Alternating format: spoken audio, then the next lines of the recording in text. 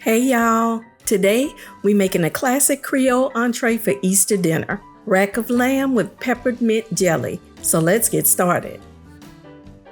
A day or two before Easter, we need to make our peppermint jelly. Preparing it ahead gives time for the jelly to set. We start by adding 1/2 ounce of mint and 1 cup of water to a saucepan. We bring this to a boil over high heat. We then remove the tea from the heat and allow it to steep for 5 to 7 minutes. Strain the mint tea and return to the saucepan.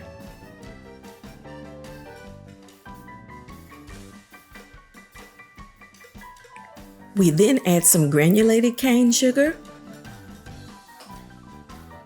some table salt, a bit of lime juice, and some spearmint oil to the mint tea mixture. You want to slow boil over medium to medium-high heat until much of the water has boiled away and the mixture begins to thicken and take on a jelly-like consistency. At this stage, add some green food color for brightness and some red pepper flakes for heat. Once the mixture is thickened and reduced by half, we're ready. For novice jelly makers, place a bit of the jelly on an extra cold plate. If it sets, it's ready. I think this method is better than a thermometer, but if you're more comfortable using a thermometer, the jelly needs to reach 220 degrees Fahrenheit. Finish the jelly by adding an additional 1/8 teaspoon of spearmint oil. Strain the pepper flakes out or not, depending on how you want to present. Set the jelly aside to set, and once it's set, refrigerate until ready to use.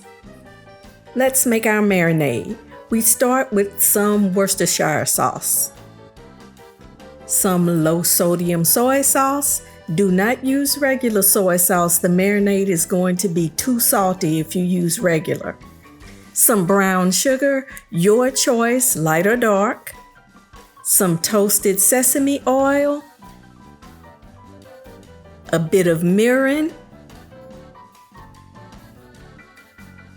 A sprig of thyme. Some Creole seasoning. We're using Mrs. 𝐂𝐑𝐆 certified Creole seasoning. Mrs. 𝐂𝐑𝐆 is a low sodium, well-balanced, all-purpose Creole seasoning that's certified by the Louisiana Department of Agriculture. Some chopped garlic and some cayenne puree for a bit of heat. This is not a sponsored video. These are just our go-to products that we wanted to share with y'all. You want to shake well to combine, then set aside until ready to use. Now this is a grass-fed rack of lamb from Australia that I got from a local grocer. It's almost 2 pounds, which is quite typical. Usually we're looking for a 7 to 8 bone rack between 1.5 to 2 pounds. Lamb is also a bit pricey, but rack of lamb is the choicest cut of lamb, which also makes it the most expensive. Remove the rack from the packing and rinse under cool water. Then we blot dry with a paper towel. As you can see, this is an 8-bone rack that has already been Frenched. French means that the meat and fat around the bones have been carved away. The next and most important step of cooking lamb is to remove the fat pad and tendons. The distinctive wild lamb taste is heavily concentrated in the fat. So if you like a very gamey taste to your lamb, don't trim. However, Creole style preparation requires that we trim most of the fat off. You still know you eating lamb. It's just not so overpowering, which is the reason why most people shy away from lamb. Use a sharp knife and be careful when cutting. We don't want any accidents. Try to spare as much of the lamb meat as possible. I use a really sharp boning knife to carefully slice away. You can smell the robust lamb flavor in the fat. It's very distinctive. I'm very careful when removing the fat. This took a total of 15 minutes to complete. As you can see, we have a little bit of fat left on for moistness. Once we have the fat removed, we insert the rack into a plastic zip bag. I like the zip bag because you need to turn the rack over once during the marinade process, and this just makes it easier. I also just throw away any marinade leftover, bag and all.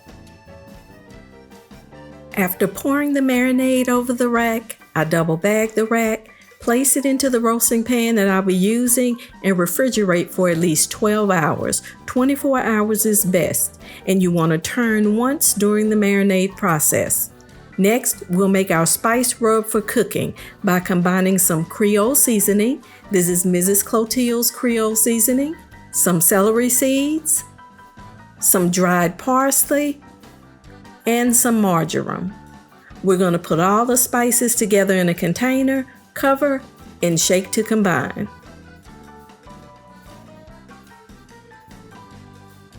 We remove the rack from the marinade and blot lightly front and back.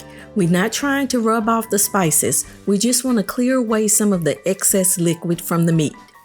You want to allow the lamb to sit out for an hour to knock the chill off before we begin to prep for cooking.